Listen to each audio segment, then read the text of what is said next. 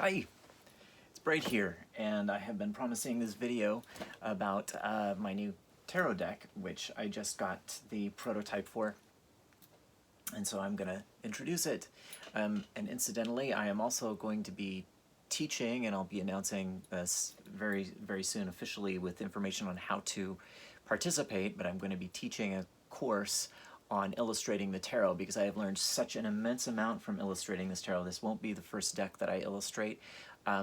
I may admit very soon that it's completely flawed. Any artist feels that way about their finished work, you know, very rarely are we satisfied, but that said, I feel like there is definitely an art to illustrating the tarot and approaching a whole deck. And I, think it's a worthwhile conversation to have. So the course will be conversational. It's not going to be a bunch of talking head videos. It's actually going to be an interactive course where we look at each other's work and talk through concepts and the like. So with that said, let me move into the discussion or the walkthrough of the Bright Tarot. I'm not going to show every card, but I'm going to try to explain the concepts behind everything here. So Bright Tarot, the thing about tarot that really bugged me when I first started reading or learning to read, and I started studying it earnestly because I've been a hobbyist, let's say, for many years. The thing that bugged me was the people cards. The people in the cards, not just the court cards, but the people in the cards. Every time I lay out a spread and there's a bunch of people in it, I'm like, who are you? So the point of departure in the Bright Tarot is very specifically there aren't any people. And the reason for this is that I feel that the reader or the querent needs to be the key participant in their own narrative. Therefore, all of the scenes that are depicted are presented for you to be the key figure in the story. So to illustrate that, I'm going to work a little bit backwards here, and we'll go through all of them. And not all of the cards, but I'll go through all of the suits. But to work backwards, we have here's the Page of Cups in the Rider-Waite-Smith, and the Page of Cups is notorious for sort of being aghast, agape at the fish that's popping out of its cup. And now I have also gender neutralized all of my court cards, so my pages are couriers because page is actually a male-oriented card, so or designation. So here we have the courier, deliverer of news, messages, messenger, and you get to look in the cup and see the fish and decide which you feel. So that is how I have handled that as much as possible. And while we're starting on the cups, I'll just continue. So cups are feelings, right? And in the traditional universal, Rider-Waite-Smith follows the universal system of tarot. We have here the cups overflowing with feeling, right? In the Bright Tarot, we have the cup receiving the feeling. And you'll notice that the cup here, actually, even from the perspective here in the courier, the cup is a martini glass. Why a martini glass and not a champagne glass? Well, and that was something I talked about with people who saw drafts of this. And the point behind that is that the champagne glasses are fun and bubbly and frilly, and they're about effervescence and celebratory moments, right? And cocktail glasses, and I'm partial to martinis, but cocktails are about getting the right balance of spirits and having a terrific mixologist, and the cup itself even has to be chilled or heated, that's what a snifter is, right? To get everything just exactly right. So that's why I chose the cocktail. And also cocktails are much more social. We have cocktails, for any occasion, even at lunch, a mimosa, at brunch, right? So I felt like it was a broader spectrum of things and a little more fun and a little more social in general. Now at the end of the cups, the cups no longer, here's the 10 of Cups, the cups no longer are able to contain the wealth of emotion, and so the cups are entirely erased at the end of the Bright Tarot. This is my Ten of Cups, and it shows the school of fish swimming in the whole sea of emotion. Okay, so we'll work backwards and I'll go on to Wands. Wands I call the sparks, and sparks begin with what? A match. Go figure.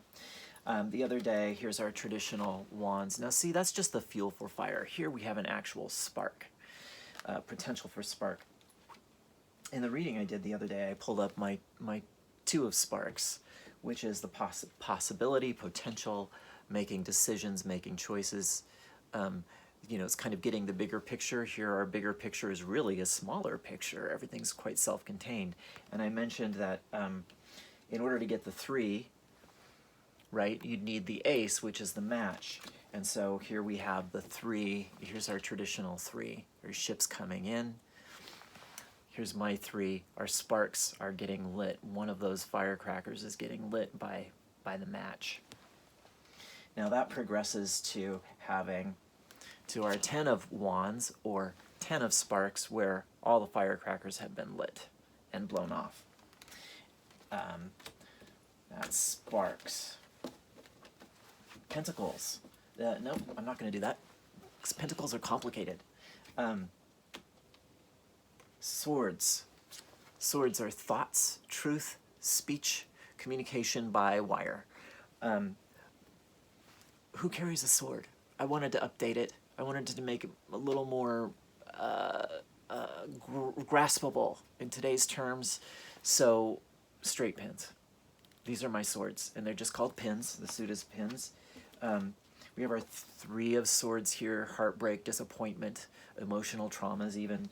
And now, more graphic decks actually show this heart bleeding, and some of them show an actually aorta being pierced. Here, my 3 pins is a little more focused on just the disappointment aspect and the disalignment of the thoughts here. Here you see, I feel like these swords are quite symmetrical, even though they're crossing. There's a dissymmetry here that I felt was really important in that. More complicated cards, such as the 7 of Swords. This can be about deception, about needing more information, needing to look more deeply into a situation.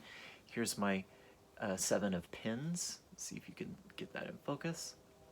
So you see here that some of the pins aren't actually there, they're shadows, but you have to really focus on that to understand that.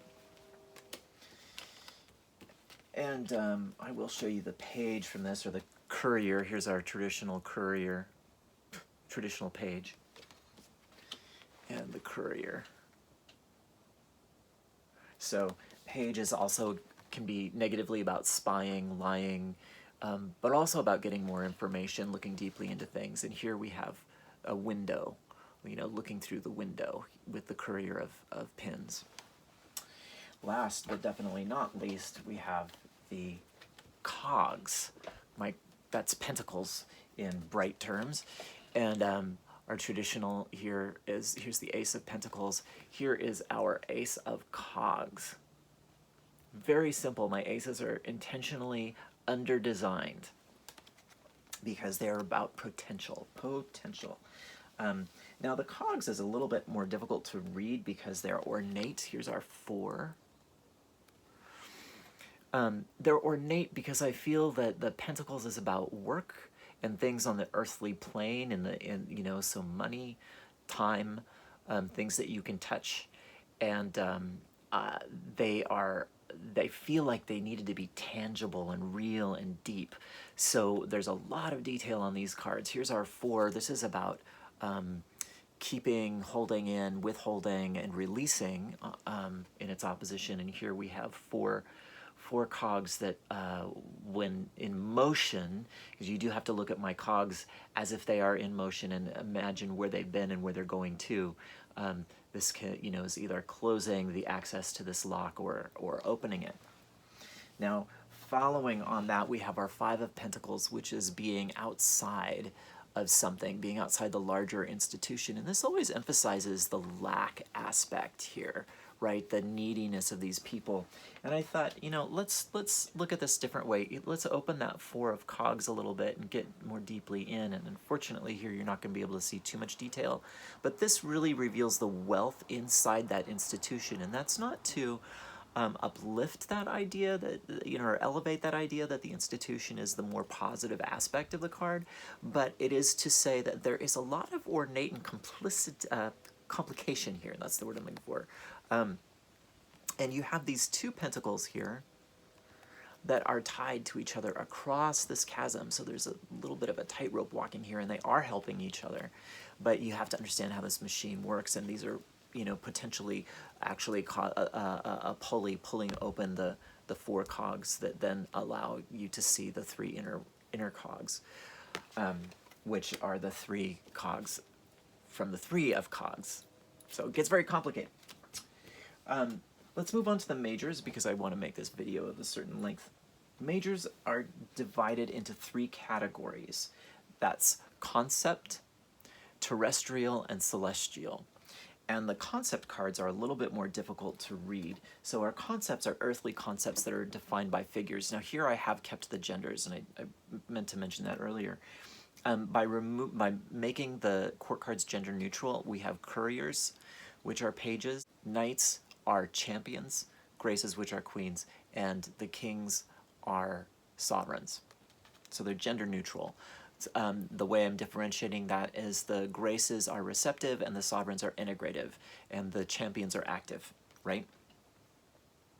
So in our concept cards, jumping back into the majors, we have someone like the Hierophant, who's a person, and they embody this sort of like channel of higher and lower, so they can be a professor, a priest, a teacher, a spiritual guide, and so on and so forth. I decided to dispense with the whole personal aspect and just make it completely conceptual. So here we have this sort of square Venn diagram where you have the upper, the lower, and the space in between, and the keyword here is intersection. Similar to that, and these concept cards are earthly because they're human concept, right? So they're in this specific color tone. For justice, rather than depict the good old-fashioned justice, we have a mathematical conundrum, which is squaring the circle, and that's trying to find the best solution to an impossible problem. It's not that is an aspect of the card, but that's what I've chosen to depict here because I'm going to leave that right there. All right, then we have the celestial, and of course we have the star here, but here's a person, right? And let's just get right into it here with the star. My keyword for the star is dazzle, and you might recognize that star right there.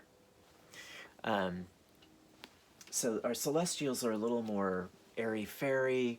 My lovers are actually a celestial card.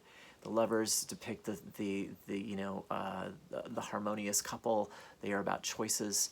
Here, my keyword is alignment, and it's a solar eclipse. So it's about having all of the elements in exactly the right place at the right time.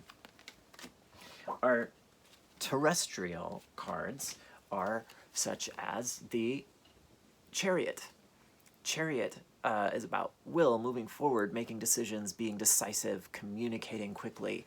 Here we have our terrestrial, a very low terrestrial being a caterpillar who's eating its way through the card with the keyword being will. And that is about fast motion and decision making and voracious appetite in perspective, right? In perspective. So not necessarily large, but that caterpillar ends up at the end of the deck as the world, and here we have our caterpillar as a butterfly. And that's it. Bright Tarot. Thanks.